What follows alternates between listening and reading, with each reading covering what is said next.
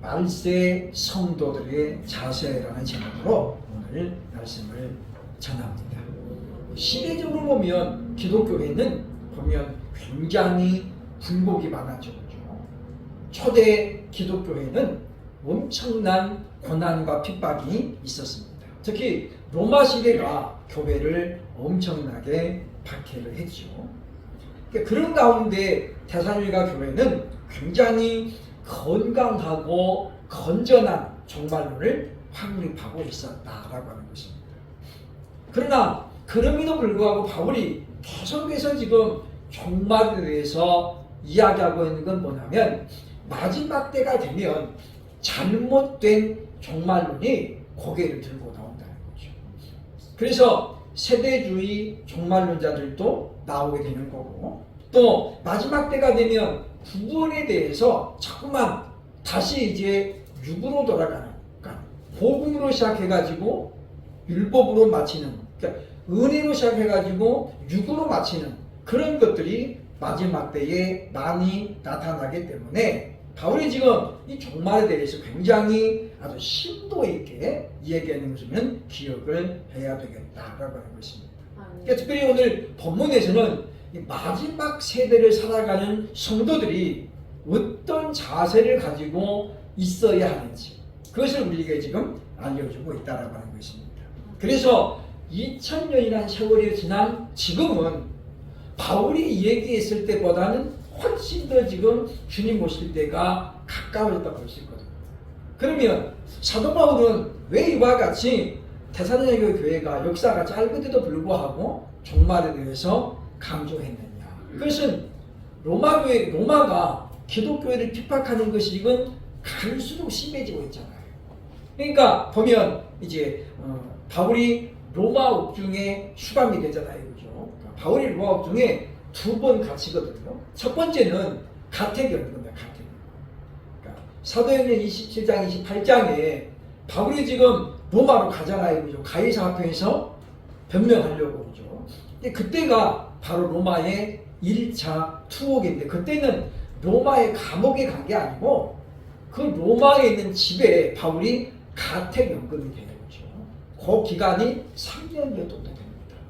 그러니까 바울이 보면 그때는 자유로웠는데 집 안에서는 자유로워요. 그 대신 집 밖에 못 나가는 것 뿐이고 누구든지 만날 수 있어요. 거기서 그러니까 편지도 안 했었죠. 그게 이제 옥중서신이에요. 우리가 말하는 에베소서, 빌립보서, 골로새서는 옥중서신이라고 해서 바울이 그 옥중에서 쓴 거예요. 그러니까 엄밀하게 따지면 그때는 옥중이 아니고 가택연금이 되어 있을 때라는 거죠. 그런 다음에 바울이 2번째 진짜 이제 감옥에 갇힙니다. 그게 이제 로마 투옥이죠, 그죠? 근데 이때가 언제냐면 AD 67년, 68년이에요. 그러니까 이때 이제 바울이 67년에 순교를 당하죠, 그죠? 그리고 68년에 베드로가 순교를 당합니다. 그러니까 바울은 베드로도 마찬가지입니다만은 이미 먹구름에 지금 끼어 있는 것을 봤어요, 그들은, 그죠? 그래서 앞으로 교회가 굉장히 큰 환란을 당하겠구나. 그래서 이제 마지막에 유언처럼 또는 유서처럼 쓴 성경이 있는데 그게 이제 베드로 전후서. 그리고 바울이 이제 빌립보 이때 보면 이제 디모데전서라든가 기도서 같은 그런 성경을 쓰게 됩니다. 그러니까 데살로니가 전서후서를 쓸 때도 바울이 지금 로마에 가 있을 때잖아요, 그죠? 그러니까 이들은 영적으로 깨어 있었다라는 건 뭐냐면 시대를 지금 분별하고 있었다는 거예요. 그렇기 때문에 이렇게 좀 악한 시대가 된 걸 보니까 주님이 곧 오실 것 같다. 그러니까 바울도 사람이라는 게 뭐냐면 바울도 그런 예측이라는 그런 느낌이 뭐예요? 100% 받지는 않았다는 거예요. 그러니까 종말은 무엇과 같이 와요? 바울과 베드로 사도들이 이야기하는 걸 보면 엄청난 고난과 함께 예수님이 오신다는 거예요. 그래서 우리가 대환란을 통과해야 예수님이 오신다라고 우리가 바라보는 거죠. 그래서 우리가 역사적 전천년설을 장로교회는 따라갑니다. 그러니까 예수님 다시 오시기 전에 7년 환란이 있어요. 그렇죠?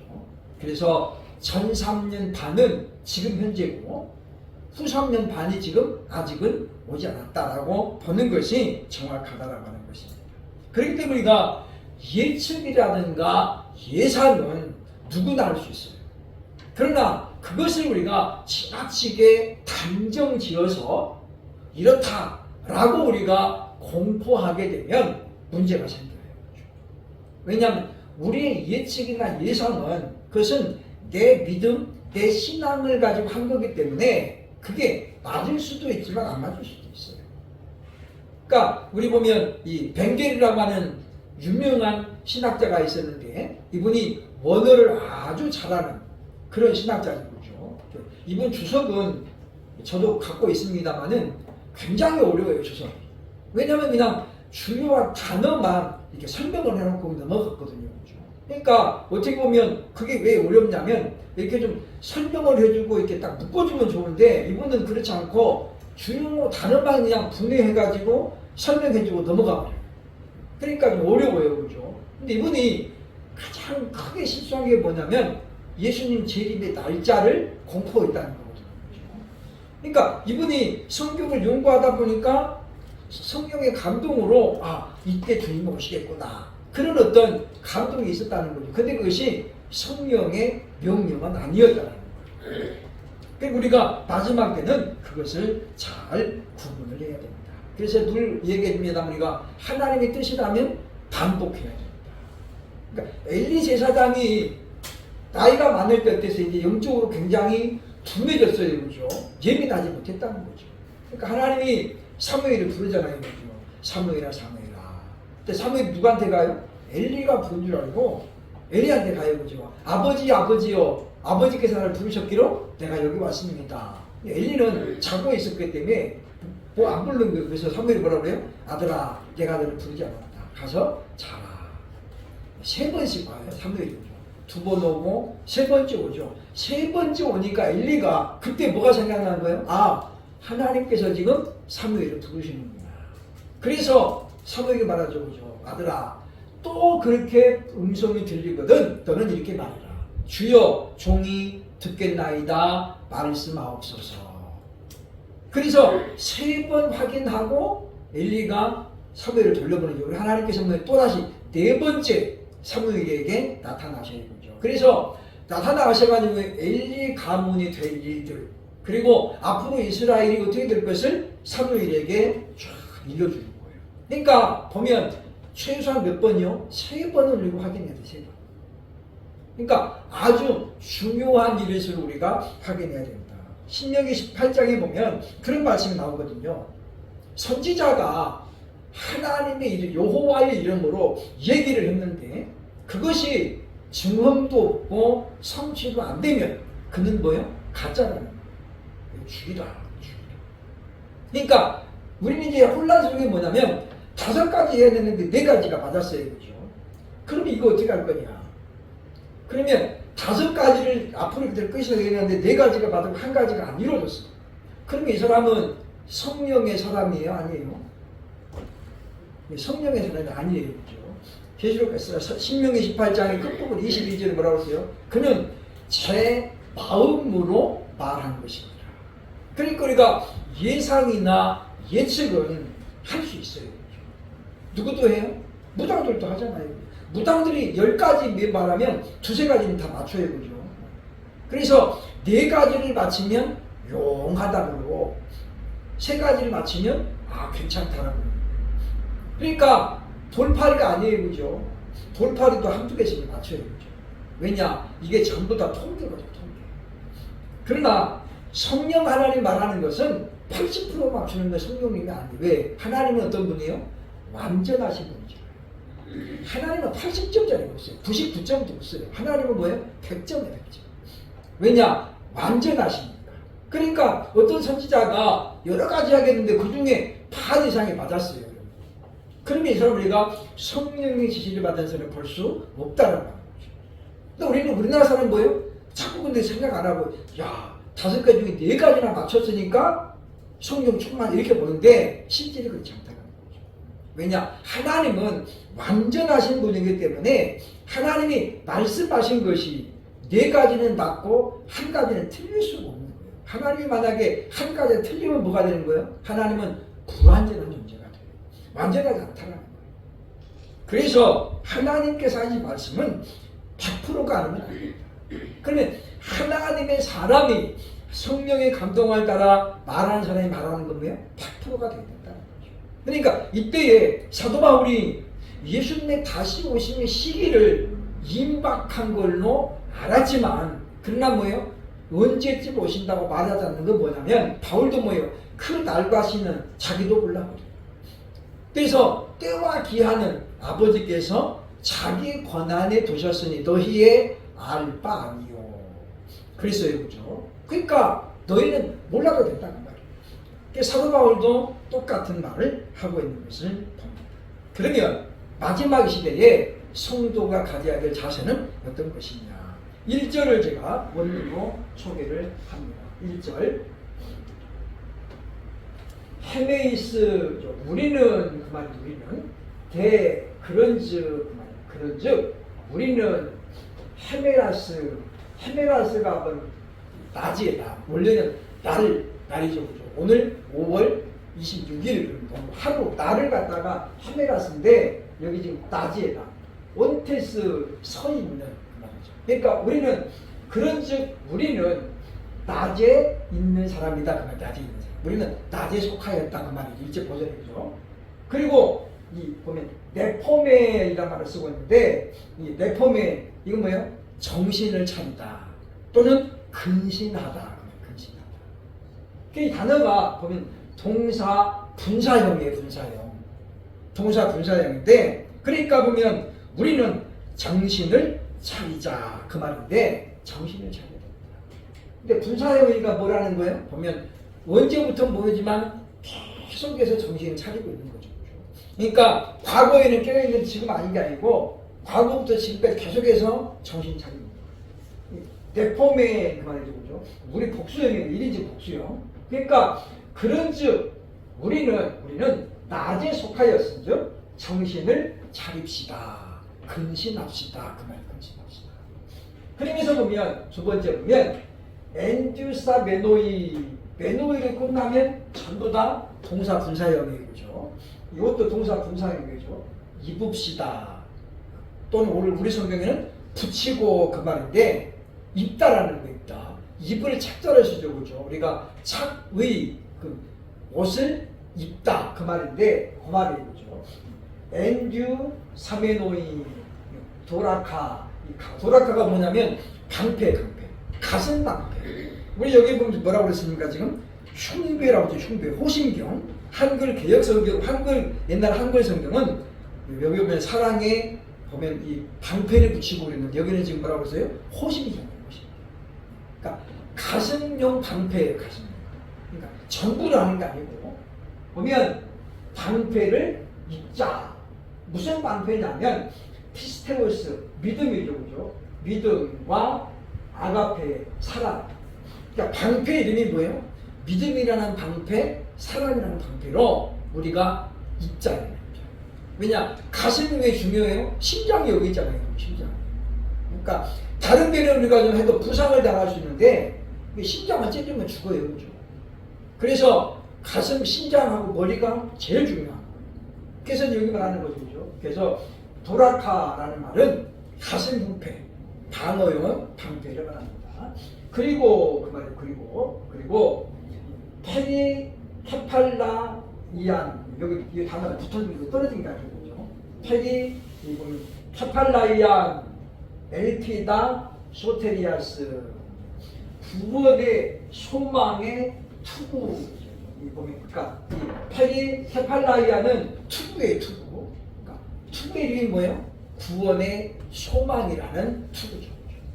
그러니까 이 투구를 우리가 똑같이 뭐예요? 여기 입자 그 말 쓰다는 거예요. 엔듀 사메노이처럼.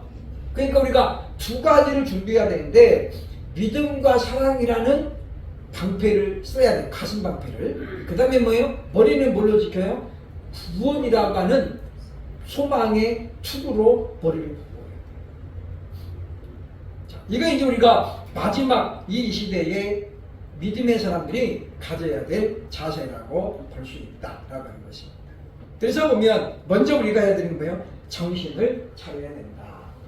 왜냐? 낮에 속했으니까 내 폼에 우리는 근신하자. 이 근신이란 말을 우리가 번역해 보면 정신을 차리자 그 말이에요. 그러니까 마지막 때는 뭐예요? 내 정체성에 대한 확신을 갖고 있어야 돼요. 나는 누구인가라고 하는 그런 어떤 자기의식이 깨어 있어야 된다는 거죠. 그러니까 왜냐하면 지금은 사단이 어떻게 해요? 보면 택함 받은 자들까지도 어떻게 해요? 흔들어 보는 시기예요. 미혹한다 그 말이에요. 왜? 상처를 주죠. 그러니까 자기들도 알아, 사단도 알아요, 그죠? 하나님이 택한 사람은 우리가 절대로 못 뺏어온다는 것은 사단도 알아요. 그런데 왜 택한 자들까지도 미혹하는 거예요? 상처를 줘요, 상처. 그러니까 우리도 사람이기 때문에 그런 어떤 유혹을 받으면 어떻게 해요? 넘어지기도 하고 흔들리기도 한다 그 말이에요. 왜 많은 목사님들이 신천지로 빠져가기도 하고 구원파로 빠져가겠어요? 물론 돈 때문에 그런 분도 있어요. 돈 때문에. 제가 아는 분도 혼자 이제 살아가지고 오래 혼자 살았어요. 그죠? 이분이 재혼을 하고 싶어가지고 선을 봤어요. 그래서 이제 오살리 기도원에 갔는데 저하고 딱 만난 거예요. 그 두 분이 오셨더라고요. 그래서 제가 왜 여자분이 있어서 깜짝 놀래가지고 누구예요? 그랬더니 얼마 전에 선 봤는데 기도하러 갔대요. 그런데 권사님이었는데 나중에 이분이 이제 좀 이렇게 같이 합친이 뭐하고 이 얘기가 이렇게 좀 급물살을 탄 거예요. 왜냐하면 워낙에 두 분 다 가진 것이 아무것도 없어요. 멍뚱아리밖에 없어. 그러니까 이게 재산이 있으면 복잡할 텐데 없으니까 그냥 마음만 맞으면 합치는 거예요. 시간 문제인데 조금 이제 기도원도 갔다 왔겠다. 그런데 기도원에서 저한테 그런 말을 하는 거예요. 근데 저 여자분이 신천지라는 거예요. 그래서 제가 목사님 그거 안 됩니다. 근데 무슨 말을 하면 이 목사님이 단독 목회를 해본 적이 없는 거죠. 그래서 단독 목회를 하고 싶은 꿈이 있는데 이 여자분이 조건을 거는 거예요. 나하고 결혼하면 개척자금을 대줄 겁니다. 근데 나중에 알고 보니까 이 권사님이 주는 게 아니고 이만희가 주는 돈이에요. 보증금을 무상으로 빌려주는 거예요. 그리고 교회가 자립하면 갚고 자립을 못하면 안 갚아도 아무 말도 안 해봐야잖아요. 신천지에서 본부에서.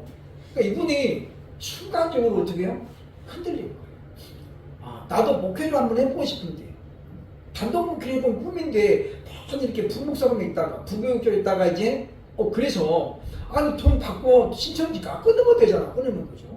간단하게 생각했는데 그게 절대 안 간단해요. 그렇죠? 신천지에서 멤버들이 계속 와요. 그래서 제가 목사님 그거 절대 하나님 안 기뻐하신다. 빨리 끊으라고.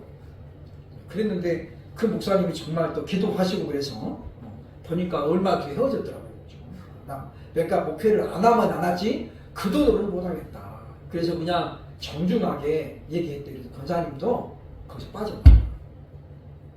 아니 이만희가 우리 구세주냐고 그렇게 해서 이제 끊었다고 그러는데 어쨌든 우리가 사람은 이렇게 어떻게 흔들려요. 그렇죠? 왜냐 사단이 누구보다도 우리 약점을 알아요. 그리고 우리의 단점을 알잖아요. 그렇죠? 그래서 그걸 흔들려버리는 거예요. 그래서 넘어지면 어떻게 해요? 상처가 나잖아요. 사단이 알면서 우리를 한다라고 하는 것입니다. 그래서 우리가 정신을 차려야 돼요. 그러니까 나는 누구인가 이것에 대해서 항상 자문자답해야 돼요. 나는 하나님의 자녀다. 더군다나 나는 목사라는 직분을 갖고 있다. 우리가 이제 소위 말해서 공인이라고 하는 말을 쓰잖아요. 공인구죠. 연예인들이 우리 공인입니다. 공무원들만 공인이 아니고. 이제 어쨌든 개인적인 일입니다만은 이번에 유명 가수 하나가 지금 음주운전을 구속이 됐잖아요. 여태까지 그 연예인들이 음주운전에 구속된 일이 없어요. 경우가. 그런 전례가 없어요. 근데 왜 구속시켰느냐? 죄질이 나쁘다는 거죠. 너무 은폐를 많이 했잖아요. 나 술 한 번도 안 먹었어요. 거짓말 해가지고 나중에 뭐요? 2잔 먹었다, 3잔 먹었다, 뭐 이래가지고 그것도 매니저를 그냥 해가지고 이게 죄질이 너무 나빠. 그래서 그냥 부속이 된 거잖아요. 근데 우리가 이런 걸 보면 딱 한 번의 실수 같지만 실질은 뭐예요? 그렇지 않다는 거죠. 그동안 안 걸렸을 뿐인 이런 일들이 있었다는 거죠. 근데 이 친구가 보면 어떻게 간증도 많이 다녔고 교회를 다닌다고 하고 음반도 많이 냈잖아요. 그래서 우리가 하나님께서 우리에게 기회를 주실 때 우리가 자각해야 됩니다. 그러니까 정신을 차린다는 거예요. 자기 정체성을 확인하는 거예요. 확인하는 거예요. 그러면 두 번째 뭡니까? 믿음과 사랑이라는 호신경을 붙여야 됩니다. 입어야 됩니다. 가슴 가벼이 이게 뭐 가슴 방패다 그 말인데 굉장히 중요한 말씀이죠, 그죠? 믿음이라고 하는 이 피스테모스라고 하는 믿음이라고 하는 방패가 우리에게 필요해요. 이 믿음은 뭐예요? 방어용이지만 동시에 뭐예요? 공격용이에요. 믿음이 없이는 할 수 없죠, 그죠? 귀신을 쫓아내는 것도 믿음으로 하는 거예요. 믿음으로 우리가 예수 그리스도 이름을 명하는 거죠. 믿음이 없이는 안 된다는 거예요. 그 믿음은 뭐예요? 방어용이지만은 동시에 무기입니다.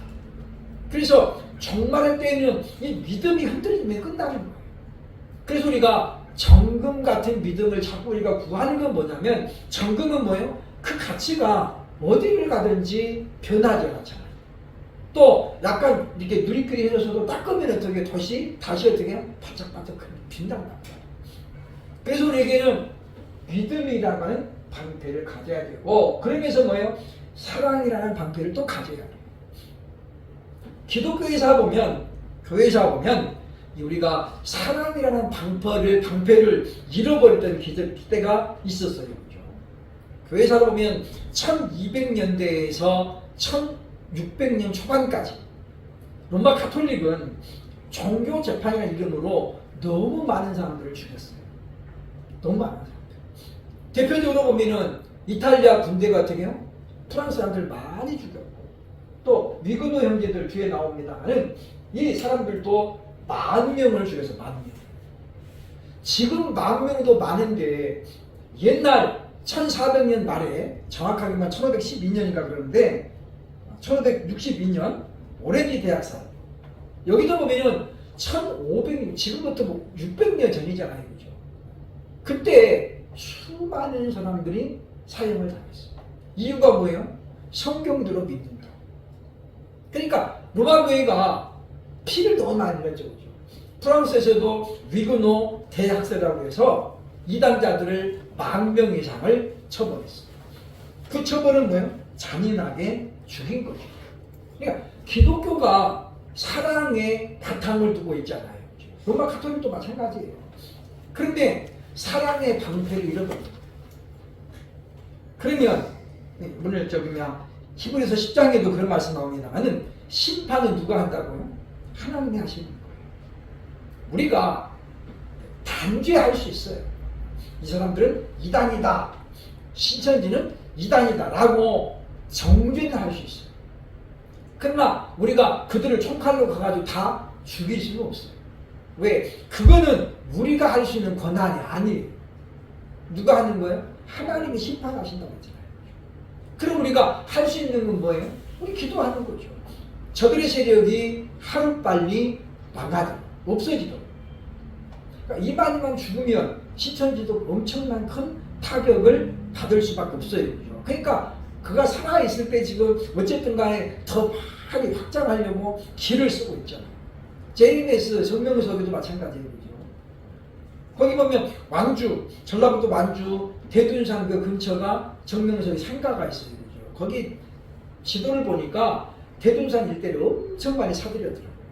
사가지고 거기다가 건물들을 좀 엄청 많이 지났어요. 그죠? 이제 정명석이는 거의 은퇴해가지고 지금 감옥에 가 있잖아요. 그죠? 근데 사람이 미혹을 당하면 그렇게 돼요. 각종 죄를 져가지고 감옥에 갇혔는데도 불구하고 신도들이 뭐예요? 그걸 전혀 구별을 못하는 거예요. 그러니까 불쌍하죠. 그래서 우리가 그들을 우리가 교회로부터 그들을 지켜야 되고 또 교회 성도들이 거기에 가는 걸 막아야 되기 때문에 우리가 이단으로 정확하게 정죄를 하고 무엇 때문에 이단인 걸 알려줘야 되죠. 왜냐? 제일에서는 누구가 우상해요? 정명석이가 우상이잖아요.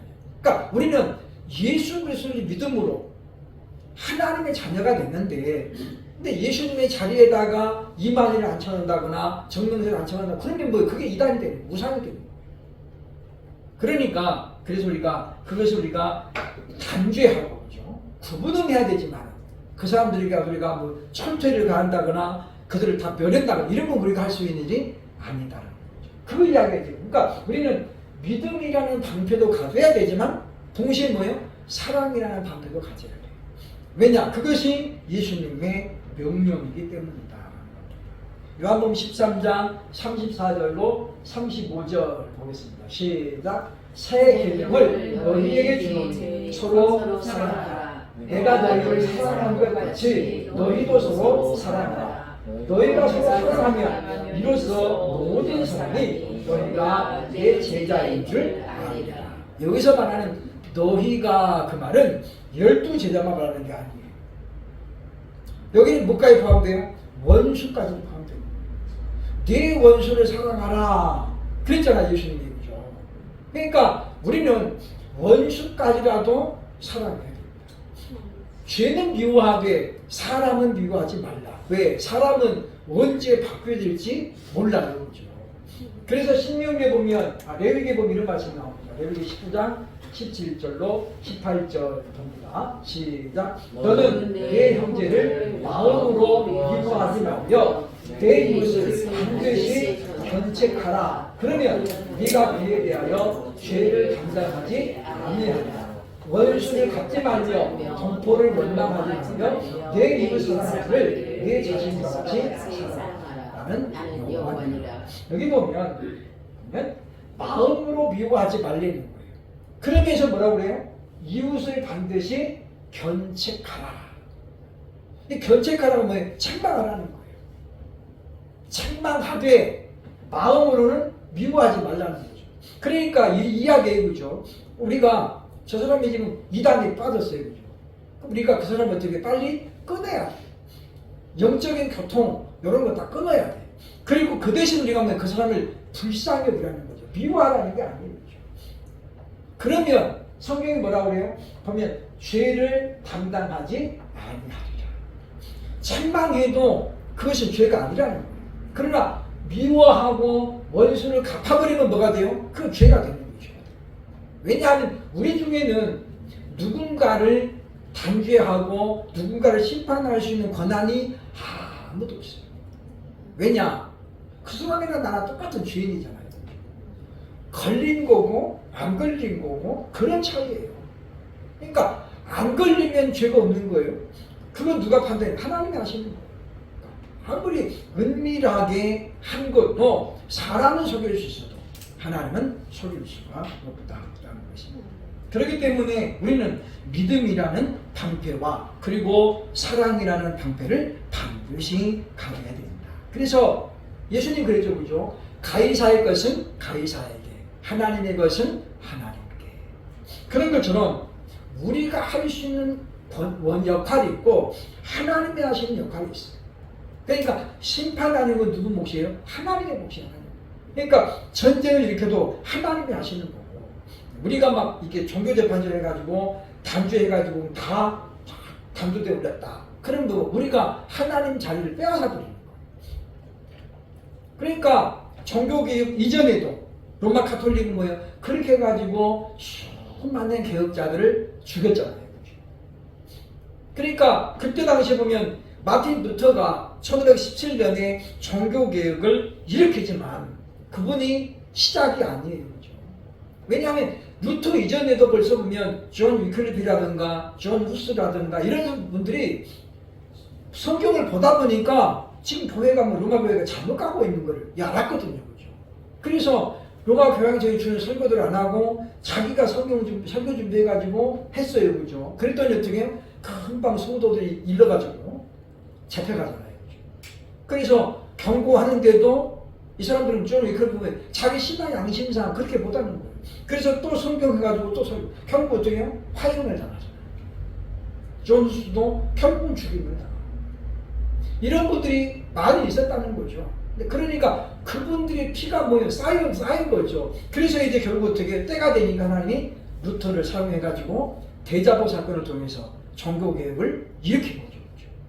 그러니까 보면 선구자들, 마틴 루터보다도 먼저 종교개혁을 시작하려고 했던 분들이 많이 있었기 때문에 결국은 루터의 종교개혁이 승리할 수 있었다라고 하는 거죠. 그러니까 우리는 그러니까 보면 당시 로마 교회처럼 우리가 사랑이라는 방패를 잃어버리면 이렇게 되는 거죠. 그래서 잔인하고 잔혹해요. 제가 차마 설명을 못합니다만은 이때 당시 로마 교회가 사람들을 어떻게 죽였는가? 정말 끔찍하게 죽였어요. 그냥 이렇게 그냥 목 잘라 죽인 게 아니에요. 그렇게 죽이지 않았어요. 왜? 그렇게 죽이면 너무 편안하게 죽이기 때문에 그럴 수 없다. 우리가 그렇기 때문에 이 종교의 본래의 정신을 잃어버리면 어떤 단체보다 악해집니다. 악해져요. 그리고 우리가 예전에도 우리가 그 피디수첩 이런 데 봤습니다만 아가동산 보세요. 보죠. 사람을 때려가지고 죽이죠. 그래놓고 나서 뭐라고 그래요? 안 죽였다고 그러죠. 다 어리발 내리잖아요. 그죠? 그리고 본 사람들도 다 안 때렸다고. 그러니 죽은 사람만 억울하고 죽은 사람 부모만 억울하고. 그러니까 사람이 이렇게 미혹이 돼버리면 분별력을 잃게 된다. 그래서 우리가 항상 마지막 때는 뭐예요?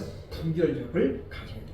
세 번째, 정말 성도의 자세는 뭐냐면 구원의 소망의 투구를 써야 된다는 거죠. 그래서 보면 페리 카팔라이안 이게 지금 투구예요, 투구죠. 그 다음에 엘피다 소망 소테리아스 구원의 소망의 투구를 입자. 아까 지금 나왔죠. 방패를 가슴 방패를 입자는 게 똑같잖아요, 그죠? 그러니까 우리의 소망은 구원에 대한 확신에서 나오죠. 그러니까 제가 이제 데살로니가서 강의를 하면서 구원에 대해서 제가 여러 번 강조했어요. 그렇죠? 구원은 딱 한 가지 방법밖에 없어요. 뭐라고 그러니까 오직 믿음으로 하나님의 은혜에 의해서 구원을 받죠. 그러니까 예수 그리스도를 믿음으로 말미암아 거기에 뭐가 들어가요? 하나님의 은혜가 들어가요. 그러니까 예수를 믿지 않고는 우리가 다른 방법으로는 절대 구원받을 수 없어요. 또 예수를 빼고는 우리가 정해요? 구원받을 수 없어요. 그러니까 이제 최근 들어와서 이 구원에 대해서 자꾸 이렇게 흔들어 보는 사람들이 많아졌어요. 그죠? 그러니까 무슨 이야기냐면 행함을 지나치게 강조하다가 그렇게 돼간다는 거죠. 그렇게 살면 천국 못 가. 그렇게 살면 지옥 가. 우리가 스스럼 없이 이렇게 얘기하잖아요. 그죠? 결국 뭐냐면 그게 뭐예요? 결국 행위를 믿음의 조건으로 구원의 조건으로 보기 때문에 그렇게 말하는 거예요. 근데 우리가 그러잖아요. 우리 행함으로는 의롭다는 바로 육체가 아무것도 없다. 아무것도 없다는 거예요. 바울은 그것을 굉장히 강조해서 이야기합니다. 히브리서에서도 그걸 이야기하는 거죠. 그죠? 율법으로는 우리를 의롭게 할 수가 없다는 거예요. 그래서 누가 오셨다고요? 예수님이 오셨다는 거예요. 하나님이 독생자 예수님을 괜히 보낸 게 아니에요. 율법으로는 안 되니까 보내신 거예요.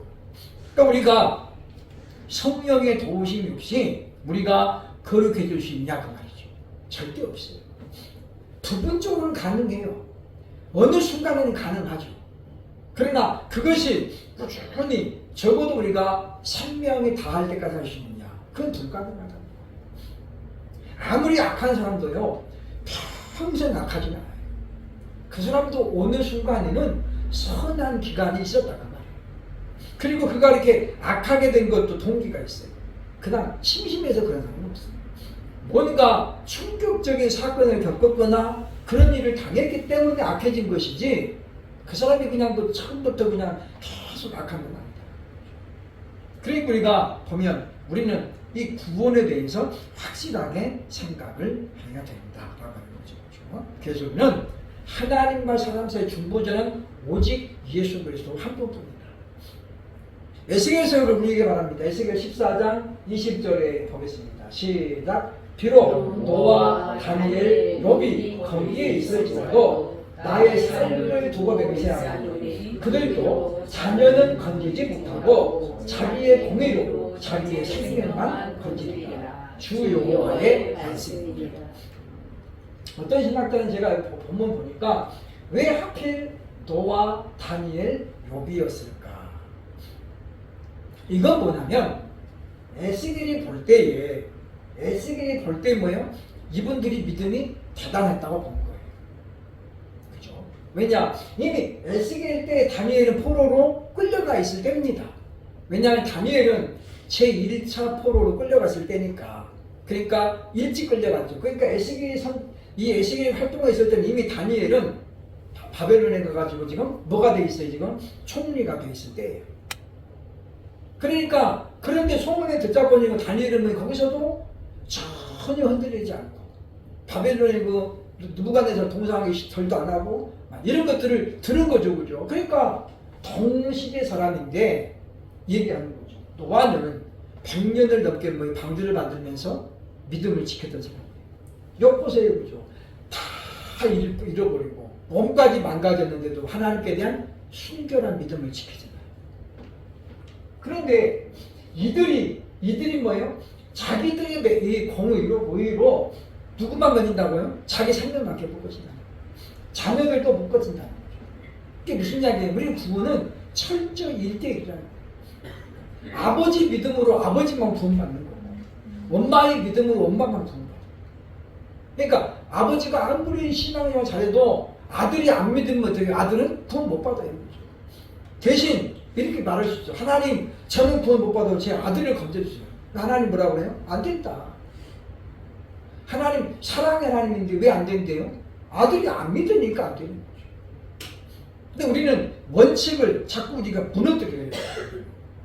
그러니까 안 되는 게 딱 있으면 죽어도 안 돼야 되는데 자꾸 뭐 데모하고 뭐 그러면 원칙을 무너뜨리잖아요. 그렇죠? 그러니까 이게 습관이 되면 어떻게 이제 자꾸 그러죠. 우는 아이 젖준다고. 자꾸 이렇게 투정을 부리면 들어주더라. 그러면 어떻게 이제 툭하면 그렇게 된다는 거죠. 우리 유정부 목사님이 예배당을 건축하는데 민주도청에서 3명이 왔더래요. 우리 일꾼 좀 써주시라. 예배당 짓고 있는데 이미 건설에 자기 직원들을 다 데리고 오잖아요. 그렇죠? 우리가 아니 이 사람 더 이상 필요 없습니다. 그랬더니 이 사람들이 그날 들어가지고 계속 데모를 하는 거예요. 방해를 하는 거예요. 사람들 데리고 와가지고. 그러니까 어떻게 이게 하루 이틀도 아닌데 경찰 부르면 경찰 잡으면 싹 숨고 또 가고 나면 또 나와가지고 막 행패 부리고 술 먹고 막 거기다 막 그런 그 어떻게 결국은 교회에서 그 세 사람 3개월급 월급을 주고 보냈어요. 그 사람들 망치지란 말 안 하고 3개월급 월급 타가지고 간 거예요. 목사님이 그때만 하더라도 뭐 그래도 뭐 민주도청 전혀 몰랐어. 그리고 그런 말을 한 적이 없어. 근데 자기가 직접 당해보니까 뭐요? 그 감도 들더라 이렇게 말하니까. 그 예배당 그 하나 짓는데 무슨 빌딩도 아니고 아파트도 아니잖아. 단지도 아니잖아. 예배당 하나 짓는데도 가가지고 그렇게 행패를 부려가지고 돈을 뜯어가더라고요. 그러니까 우리가 이게 지금 뭐예요? 마지막 때의 특징이라고 볼 수 있다라는 것입니다. 그래서 우리가 보면 사람은 이렇게 돼 있다. 그러니까 보면 우리가 아무리 거룩해도 남의 이름은 안 돼요. 그러니까 보면 우리는 이 구원에 대해서 우리가 어떻게 확실하게 가져야 돼요. 그러니까 늘 이야기합니다만 거룩하게 살아야 구원을 받는 것이 아니라는 거죠. 다시 말하면 율법대로 살아야 구원 받는 게 아니에요. 율법대로 못 산다는 건 이미 입증이 됐어요. 하나님이 선포하셨죠. 왜냐? 의인은 없나니 하나도 없으며 로마서 3장 10절에 말하고 있는 것은 이미 구약에서도 하나님 말씀하고 있는 거예요. 그러니까 의인은 즉 뭐예요? 구원을 받을 만큼 거룩한 자는 이 땅에 절대 없다라는 거죠. 근데 우리가 자꾸 그걸 얘기하는 건 뭐냐고 말이죠. 뭔가 사단의 계략이 있다고 하는 거예요. 그러니까 우리가 9절과 10절에 지금 그 이야기를 하는 거죠. 그러니까 우리는 어떻습니까? 구원을 받았기 때문에, 즉 하나님의 자녀가 되었기 때문에 변화되는 삶을 통해서 내가 구원받은 자인 것을 입증하고 증명해야 된다는 거예요. 그러니까 우리는 그게 중요하잖아요, 그죠? 우리가 대회에 나가서 상을 탐으로 말미암아 내 실력을 입증하는 거죠, 그죠? 그러니까 보면 내 실력을 입증하기 위해서 내가 최선을 다하는 거예요. 그러니까 우리가 우선순위가 분명해야 됩니다. 그러니까 우리가 보면 거룩한 삶을 살아야 구원받는 게 아니고 구원을 받았기 때문에 거룩한 삶을 살아가는 거예요. 누구 힘으로요? 성령의 도우심으로. 그것이 바로 그리스도인이다라고 말할 수 있다. 그러니까 예수님이 가시면서 왜 성령을 보여주셨느냐, 보내주셨느냐? 우리 힘과 의지로는 거룩한 삶을 못 살아요. 못 사니까 성령님이 우리 안에 내주가 하시는 거예요. 내주. 그래서 우리가 말씀대로 안 살면 성령님이 책망하기도 하고 근심하기도 하고 그렇죠. 그래서 우리가 때로는 예배 시간 은혜가 하나도 안 될 때도 있어요. 그 뭐예요? 지금 내가 일주일 동안 뭔가 하나님 앞에 바르지 못했기 때문에 그러는 거예요. 설교자가 설교를 못해서 그럴 수도 있지만 성경은 본문만 읽어도 은혜가 되는 말씀이잖아요. 그러니까 우리가 보면 성령님이 그럴 때 내 안에서 어떻게 말할 수 없는 탄식으로 탄식하는 거예요. 그러나 성령 하나님도 인격적이신 분이기 때문에 우리를 뭐예요? 강제로 강압하지 않습니다. 그러나 자꾸 우리를 양심을, 신앙 양심을 깨우치시죠. 우리가 정신을 반드시 차려야 된다라는 것입니다. 그래서 구절로 10절로 말씀합니다. 같이 봅니다. 10절 시작. 하나님이 우리를 세우심은 우리를 보호하심에 이르게 하시는 아니고 오직 우리 주 예수 그리스도로 말미암아 구원을 받게 하시나. 예수께서 우리를 대하여 주사 우리로 하여금 깨어있든지 자든지 자기와 함께 살게 하려 하셨습니다. 그러니까 하나님이 우리를 세우심은, 그러니까 사도로 세우시는 뭐냐면 그거죠, 그죠? 예수 그리스도로 말미암아 구원을 받게 하십니다. 그러니까 사도 바울이 열심히 지금 복음을 전하는 이유가 뭐냐면 율법대로 살아야 구원받는다 이게 아니고 예수를 믿음으로 말미암아 구원을 받게 하려는 거라는 거죠. 그러니까 믿어야 구원받는다라는 것을 사도로 세우신 목적이란 말이에요. 목적이라고. 그러니까 다른 게 아니에요. 제가 지금 여기서 계속 이렇게 막 말씀을 전하는 건 뭐냐면 하나님이 저를 세우신 목적이 뭐냐고요?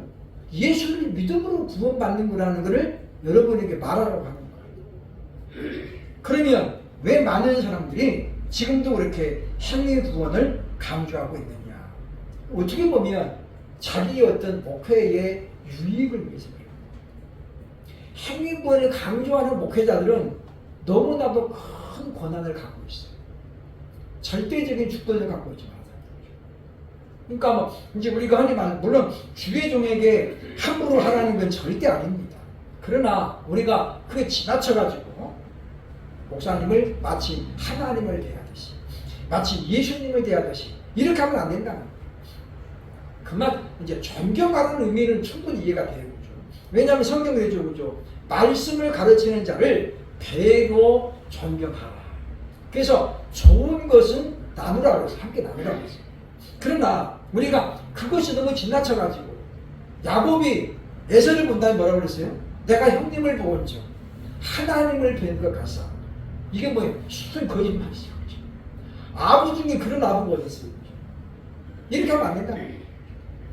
그러니까 우리가 주의 종들을 존경해야 되는 것은 마땅한 거지만 그것을 마치 예수님을 만난 것처럼 하나님을 만나 이렇게 생각하면 안 된다는 거죠.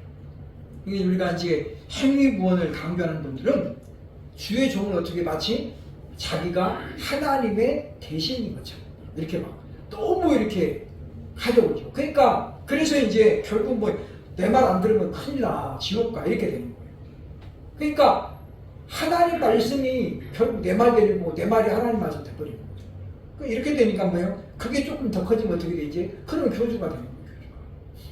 그러니까 우리가 얘기들 합니다만은 우리는 우리의 역할이 있어요. 역할. 그러니까 우리가 신분과 번본이라고 했죠. 그렇죠?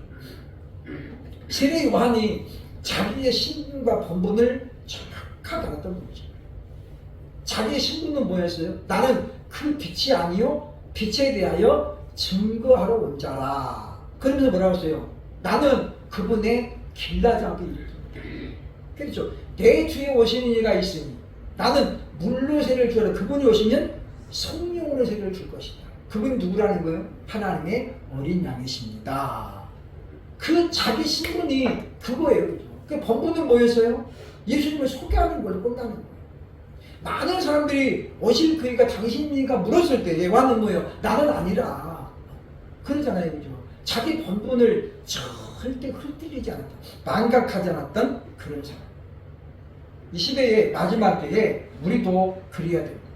우리도 자기 신분 그리고 자기 본분, 자기가 해야 될 일이 무엇인가를 분명하게 알아야 된다는 거죠. 그래서 우리가 그 본분을 다할 때에 우리는 뭐가 되는 거예요? 사명을 감당하는 자가 되는 겁니다. 마지막 때는 우리가 말세 이 시대에 우리는 어떻게 되느냐? 정신을 차리고 깨어 있어야 돼요. 그리고 어떻게 해야 돼요? 자기 정체성에 대한 확신이 있어야 돼요.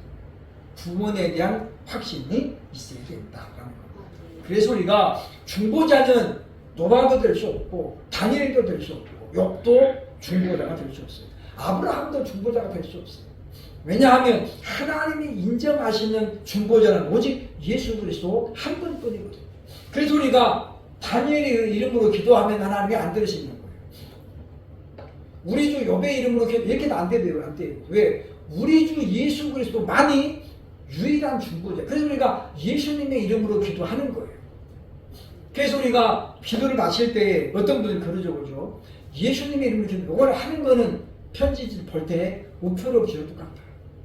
우표를 안 붙이면 편지가 안 가요, 그죠? 안 갑니다. 아무리 뭐 정성스럽게 썼어도 안 들어가요. 우표가 붙어야 가는 거예요. 그러니까 우리가 이름을 우리가 분명히 기억을 해야 되겠다. 그래서 우리가 성경은 오직 구원은 오직 믿음으로만 가는 거다. 그것 때문에 종교개혁자들이 종교개혁을 일으킨 거죠. 그러니까 면죄부를 아무리 많이 사도 죄가 없어지는 게 아니에요. 양을 몇 마리를 잡아들여도 그 죄는 일시적으로 용서받지 않아요. 그러나 뭐예요? 내년 되면 또 드려야 돼. 또 드려야 돼. 그 예수님이 바로 단번에 희생양이 되셨다. 그래서 세례요한이 보라 세상 죄를 지고 가는 하나님의 어린 양이로다. 그러죠. 어린 양은 어떤 양이에요? 1년 미만 된 양인데 6월절 때 드려졌던 양을 말해요.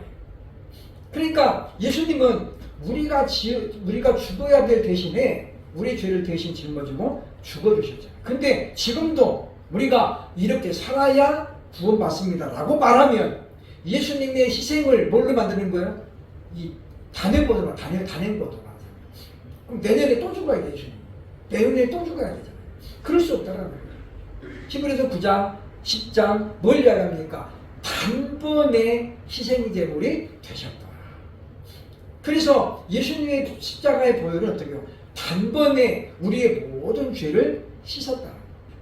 우리가 믿음으로 그것을 고백하면서 나아가면 우리는 이 마지막 때에 우리가 그래서 구원의 소망의 투구를 쓰고 그리고 가슴에는 믿음과 사랑이라는 방패를 들고 그리고 우리가 보면 죄는 미워하되 이단은 미워하되 거기에 빠진 사람들은 우리가 불쌍히 여겨서 그래서 우리가 할 수만 있다면 한 사람씩 끄집어낼 수 있는 그런 믿음에까지 가야 되겠죠. 우리가 절대로 다수는 못 당해요. 정말 가까운 자가 있으면 우리가 한 사람 1대1로 해가지고 꺼내와야죠. 그러나 한 번 거기에 비오게 된 사람들은 나왔다고도 돌아가요. 자, 방배동에서 우리 제 바로 앞에 전도사님이 그런 분이었어요. 그렇죠?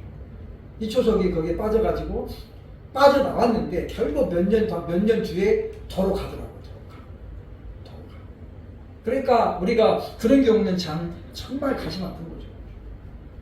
그러니까 진리가 무엇인지를 모르기 때문에 결국은 사람을 바라보고 넘어간다는 것입니다. 우리는 이 마지막 때 우리가 다시 한번 말씀을 정리하자면 우리는 밤에 속한 자들이 아니고 빛에 속한, 낮에 속한 자이기 때문에 이 말씀을 꼭 기억하면서 참으로 우리가 자든지 깨어있든지 주님과 함께 할 수 있는, 그래서 마지막 때를 구분해내고 분별하는 그와 같은 복된 신명이 될 수 있기를 주의 이름으로 축원합니다. 아멘.